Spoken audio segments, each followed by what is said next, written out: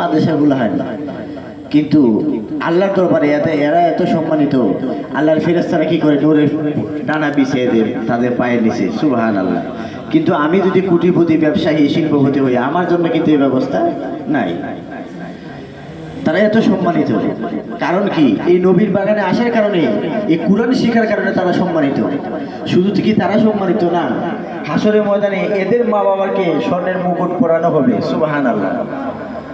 মা এবং বাবা উভয়কে, শুধু পরকাল নয়, দুনিয়াতে দেখেন, দুনিয়াতে যখন একটা বাচ্চা যখন সম্মানিত হয়, হাফেজ হয়, আলেম হয়, তখন তার বাবা যদি রিক্সা চালক হয়, তখন বলে ওই হাফেজের আব্বা, বাবার সমান করে যায়, সুবহানাল্লাহ। আবার একটা জিনিস, আমি নিজে বাস্তবতা, আমি প্র্যাকটিক্যাল, আমার ঘরের মধ্যে যখন আমার বাচ্চাকে যখন তার মা পড়াইতে গেলে দেখা যায় এই যে বাচ্চাকে হাদিসগুলা পড়াইতে মায়ে কিন্তু হাদিসগুলা শিখে ফেলাইছে। এখন 1 থেকে 40 পর্যন্ত হাদিস মায়ে মুখস্থ পারে, ভুল হইলে বাচ্চাকে বলাই দিতে এখানে ভুল হয়েছে মুখস্থ। এই যদি বাচ্চাটা ভর্তি না করতাম তাইলে তার মা, আমার স্ত্রী কি এই পড়াটা শেখার সুযোগ ছিল না? আর এই যে ওযুতে কটা ফরজ, ওয়াজিব, তারপরে অন্যান্য যে ইয়েগুলা মাসাইলগুলা এগুলা আছে, এগুলা কিন্তু মা তার বাচ্চাকে পড়াইতে মায়েও কি করছে, এখন অনেকগুলা শিখে ফেলাইছে। এই শেখাটা তো আমি একজন আলিম হয়ে কিন্তু আমার স্ত্রীকে এতগুলা জিনিস বসে পড়াবার সুযোগ আমার হাতে নাই, সেও এগুলা মুখস্থ করার মতো কি নাই, অপশন নাই। কিন্তু বাচ্চার উসিলা কি হয়, এখন মাও শিখতেছে, অনেকগুলো হাদিস শিখতেছে, যে হাদিসগুলি জীবনে আমাদের জন্য অনেক প্রয়োজনীয়, এর ভিতরে আমাদের জীবন পরিচালনার কাজে আসে। তো ওই বাচ্চাটা কি, বাচ্চাও শিখলো, আমি দুনিয়াতে তার উসিলা আমিও শিখলাম, মাসাইল শিখলাম, হ্যাঁ, কোনটা ফরজ, কয়টা ওয়াজিব, কয়টা সুন্নত আছে, মুস্তাহাব আছে, আমাদের প্রয়োজনীয় যেগুলা, এগুলা আমি শিখতেছি, আমার তার পরবর্তীতে বাচ্চা শিখতেছে, বাচ্চার মা শিখতেছে, এই মাদ্রাসার উসিলা, ঠিক কিনা? আর যখন আমি মরে যাওয়ার পরবর্তীতে কি হবে, এই বাচ্চাটা ইয়াউমা ইয়াফিরুল মারউ মিন আখিহি ওয়া উম্মিহি ওয়া আবিহি ওয়া সাহিবাতিহি ওয়া বানিহি, মরে যাওয়ার পরে মানুষ যখন বিপদে পড়বে, বাবা মা সন্তান স্ত্রী কেউ কারো পরিচয় চিনবে না, শুধুমাত্র জান বাঁচানোর জন্য চেষ্টা করবে। মা তার সন্তানের পরিচয় দিবে না, সন্তান তার মায়ের পরিচয় দিবে না, বাবার পরিচয় দিবে না বিপদে পড়ে গেলে। আর একটা সন্তান যখন আলেম হবে, হাফেজ হবে, সে যখন জান্নাতি হবে, সে শুধু একা জান্নাতে যাবে না, তার মাকে আরো খুঁজে বাইর করবে। আল্লাহ, আমি একা জান্নাতে কিভাবে যাব, আমার মা কোথায়, আমার বাবা কোথায়, খুঁজে নিয়ে আসবে, সুবহানাল্লাহ বিহামদিহি। যে মানুষগুলা দৌড়াইবে, সন্তান পরিচয় দিবে না, হ্যাঁ, এই সন্তান বাবা মার পরিচয় দিবে না, কিন্তু এই তারা যখন হাফেজ আলেম হবে, আল্লাহ তাদেরকে সুযোগ দিবেন, এরা সুপারিশ করবে মার জন্য, বাবার জন্য, যারা এই সহযোগিতা করছিল আলিম হওয়ার জন্য, তাদের জন্য সুপারিশ করে কি করবে, তাদেরকে নিয়ে জান্নাতে যাবে, সুবহানাল্লাহ। তবে আমার এই 80 বছর জিন্দিগি, আমি কি বলবো, 80 বছর জিন্দিগি আমি বাঁচলি, 100 বছর বাঁচলি, আমার তো শিশুকালে অনেকদিন চলে যায়, বৃদ্ধকাল চলে যায়, মাঝখানে কিছুটা জিন্দিগি একটু বাঁচার জন্য, একটু সুখ শান্তির জন্যে। সুখ শান্তির মালিক তো সন্তান নয়, আল্লাহ। তো আমরা মনে করি কি আমার ছেলে তাকে ইনকাম করবে, খাওয়াইবে, ভালো একটা চাকরিজীবী আমি বানাই, সার্টিফিকেটারি করে, তাহলে আমি সুখে থাকতে পারলাম। মনে করেন দুনিয়ার 100 বছর জিন্দিগি আপনি সুখে কাটাইলেন, কিন্তু কোটি বিলিয়ন বছর জন্য আমরা কি করলাম? তো যারা জ্ঞানী তারা কি করে, চিন্তা করে দুনিয়াতে এমনি সময় আমার এমনিও যাবে, সেমনিও যাবে, ঠিক কিনা? সুখ এমন পৃথিবীতে এমন কোনো মানুষ আছে যে চিরসুখী? যত কোটিপতি হোক, শিল্পপতি, এমপি, মন্ত্রী, প্রধানমন্ত্রী সুখী আছে, অশান্তির শেষ নাই। কিন্তু দেখেন এই দুনিয়াতে সবারই চলে যাবে যখন সময়, এর পরবর্তীতে কি পরকাল জিন্দিগিটা যখন আসবে, ওই জিন্দিগিটা তারাই বাদশা হবে যারা একটা সন্তানকে আলেম বানাইছিল। আর যখন সে যদি সন্তানকে রেখে যদি মারা যায়, এই সন্তান 5 ওয়াক্ত নামাজ পড়লে হাত তুললে বলবে রব্বির হামহুমা কামা রাব্বায়ানি সগীরা। এই শব্দটা কেমন, যে আল্লাহ আমার মা বাবার প্রতি আপনি এইভাবে রহম করেন, দয়া করেন, মায়া করেন, কামা যেভাবে আমার মা বাবা রব্বায়ানি সগীরা। একটা মা দেখবেন বাচ্চা হইলে ছোটবেলায়, আমরা বাবারা অনেক সময় এদিকে সেদিকে থাকি, টেনশনে থাকি, কিন্তু মার দিকে, যারা সন্তানের বাবা হয়েছে তারা বুঝে, একটা মার দিকে ফলো করলে ওই সময় বোঝা যায় একটা মা যতই ব্যস্ততা থাকুক, পেরেশানি থাকুক, একটা সন্তানের প্রতি তার যে কতটুকু তার দায়িত্ব এবং সচেতনতা, যতই পেরেশানি থাকুক, কিন্তু সন্তানের জন্য একটু গাফিলতি নাই। কত আদর, যত্ন, সোহাগ, মমতা। সন্তানের কিছু হইলে মা পেরেশান, যখন একটু দূরে গেছে সন্তান যখন চিৎকার দেয়, মা যেন উড়ে আসে, না জানি বাচ্চার কি হয়েছে, ঠিক কিনা? সন্তান যদি একটু পানিতে পড়ে যায়, একটু হুঁচট খেয়ে পড়ে যায়, মা যেন জীবন দিয়ে দেয়, ঠিক কিনা? এই শিশুকালে সন্তানের প্রতি যেমন দরদ মায়া, আল্লাহ বলতেছেন ও আল্লাহ আমরা তো দোয়া করি আল্লাহর কাছে এইভাবে, ও আল্লাহ আমার মা বাবা শিশুকাল আমার প্রতি যেভাবে দয়া করছে, মায়া করছে, রহম করছে, আল্লাহ আমার মা বাবারে তুমি কবরে এইভাবে তোমার কুদ্দুতি খুলে কি করো, রহম করে দয়া করে তাদেরকে কি করো, তুমি আদর যত্নে রাখো। এমনভাবে দোয়া, এমন উত্তম দোয়া আর কি হতে পারে? এই দোয়াটা প্রতি নামাজে, ফাঁসুক্ত নামাজে কারা করে? ফাঁসুক্ত নামাজ সন্তান যদি নামাজ পড়ে তাইলে না দোয়া করবে। আমি আলেম যদি বানাই তাহলে তো ফাঁসুক্ত নামাজ এমনি পড়বে, এমনি দোয়া করবে। আলেম না হইলে তো নামাজই পড়ে না। অনেকে তো আছে নামাজ বছরে সপ্তাহে জুমা দিন পড়ে না, বছরে ঈদের দিনে পড়তে টাইম সে খুঁজে পায় না, ঠিক কিনা? তো দোয়া করবে কখন? আর আলেম হলে যেখানেই থাকো প্রতিদিন তেলাওয়াত করবে, তারপরে মা বাবার কবরের মধ্যে সদকা জারিয়া যাইতেই থাকে, ঠিক কিনা? ইজা মাতাল ইনসান ইনকাতা আনহু আমালুহু ইল্লা মিন সালাসা। একটা মানুষ মরে গেলে তার পরকালের জিন্দগিতে যখন আমরা আমল করলে আমাদের আমল আমার পরকালের অ্যাকাউন্টে জমা হয়, কিন্তু মানুষ যখন মরে যায় তোর পরকালের অ্যাকাউন্টগুলো বন্ধ হয়ে যায়, দরজাগুলো কি হয়ে যায়? বন্ধ হয়ে যায়। 3টা দরজা খোলা থাকে। 3টা দরজার মধ্যে একটা দরজা হচ্ছে সদকায়ে জারিয়া। একটা কি?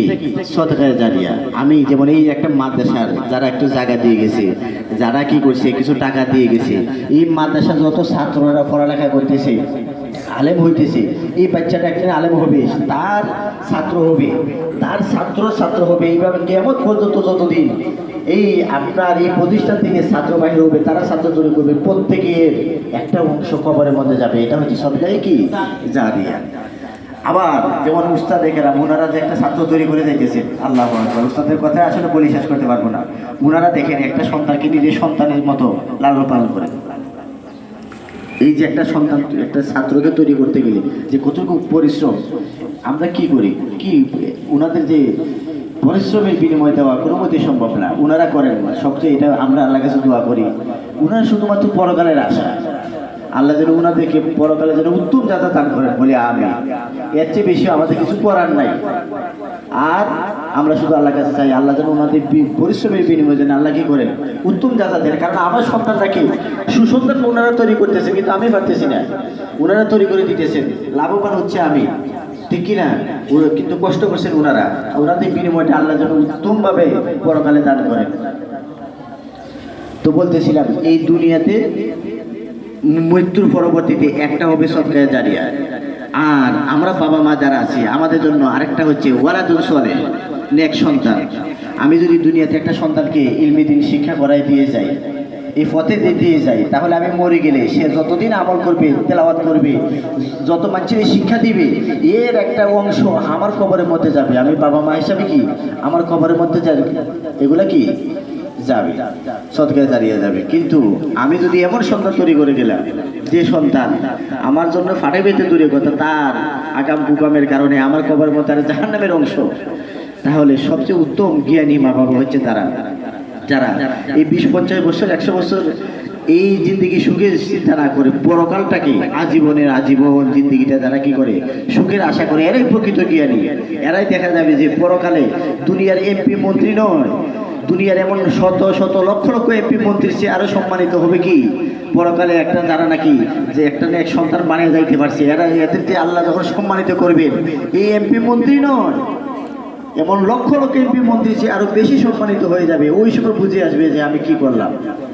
তো আল্লাহ, আমি আর লম্বা করবো না, আমাদের সন্তানেরা যারা আছে আমরা সকলে মা বাবা হিসেবে সন্তানের জন্য দোয়া করব যেন নেক সন্তান আল্লাহ বানায়। আমি আপনাদের সামনে নবীজির একটাখানে হাদিস তেলাওয়াত করেছিলাম। নবীজি বলছেন ফান্নাসু কুল্লুহুম হালকা ইল্লাল আলিমুন। দুনিয়ার ভিতরে যত মানুষ আছে সমস্ত মানুষ তারা ধ্বংসের পথে আছে। দুনিয়ার সমস্ত মানুষ কি ধ্বংসের পথে, ইল্লাল আলিমুন, শুধুমাত্র আলেম ব্যতীত। আলেম বলতে যারা কোরআনের ইলম যারা জানে। এখন আছে আমরা জিন্দগিতে কি আমরা জানি না, শুধুমাত্র নামাজ পড়ি, কি পড়তেছি আমরা জানি না, রোজা রাখতেছি কি করে রাখতেছি এটাও জানি না, কোনটা করলে ভাঙবে কোনটা করলে নষ্ট হবে জানি না।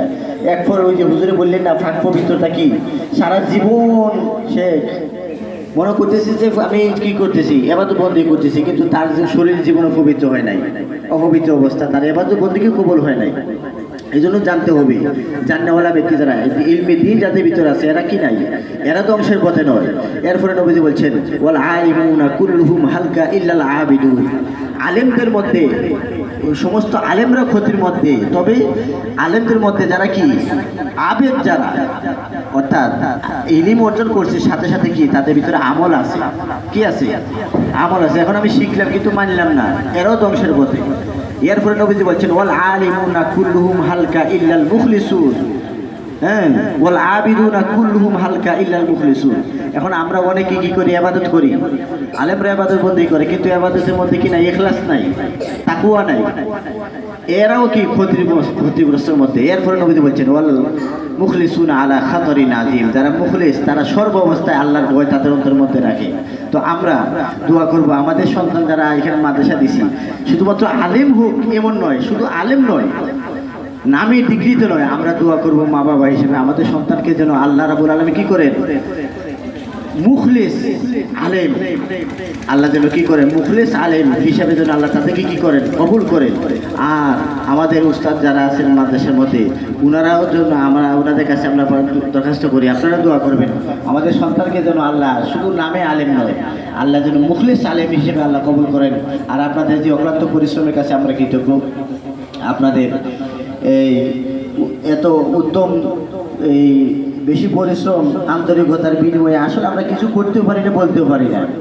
হ্যাঁ, তো আমরা শুধুমাত্র আল্লাহ দরবারে দরখাস্ত করি আল্লাহ যেন আপনাদেরকে উত্তম যাজা দান করেন। আমাদের ছেলে সন্তানদের জন্য দোয়া করবেন, আল্লাহ তাদেরকে যেন মুখলিস আলিম হিসেবে যেন আল্লাহ কবুল করেন। এই সন্তানগুলো যেন কিয়ামতের ময়দানে আপনাদের জন্য আমাদের সকলের জন্য নাজাতের উসিলা হয়, এই আশা নিয়ে আপনাদের এই অক্লান্ত পরিশ্রম এবং আমাদেরও এই আশা ভরসা নিয়ে আজকে এই মাদ্রাসা থেকে প্রেরণ পাঠাইছি। আল্লাহ যেন কোরআনের আলেম হিসেবে, মুখলিস আলিম হিসেবে যেন কবুল করেন। আল্লাহুম্মা আমিন। وآخر دعوانا أن الحمد لله رب العالمين.